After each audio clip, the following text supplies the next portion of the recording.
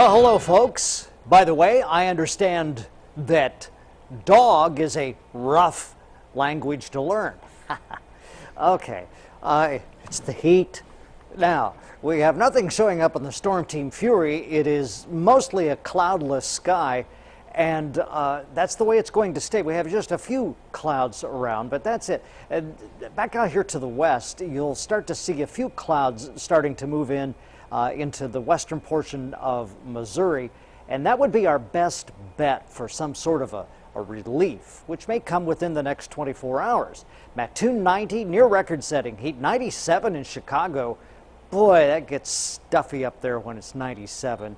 And 93 in St. Louis, 91 Mount Vernon, Terre Haute, right now 94 degrees, 93 in Casey, 92 Vincennes, Mattoon 90. Once again, I'll remind you that the average high for this day should be about 79 degrees, so we're way off the chart as far as setting record highs.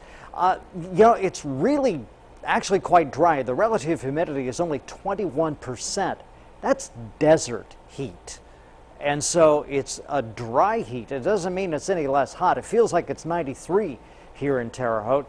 We've got a little bit of a wind out of the south-southwest at 9 miles per hour, 12 in Robinson, Vincennes 24, Casey 5. And we have had a few wind gusts, Mattoon 17, Casey 21. Those are refreshing when they come along, Olney 16, but it's a hot wind. Vincennes 18 and Linton 20.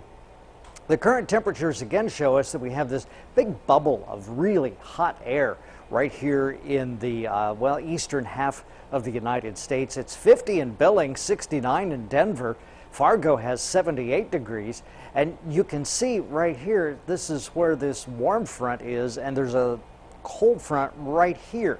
And so we have the center of low pressure, and it's scooping in a lot of heat, but not a whole lot of moisture. We have Burrell, which is down here on the coast, the east coast of the United States, and so that's taking out a lot of the moisture. A lot of times when you have a tropical storm, you get a lot of moisture that's sucked out by that storm, and it isn't allowed to get up into our region, which is one of the reasons that it's not as humid as you might think it would be.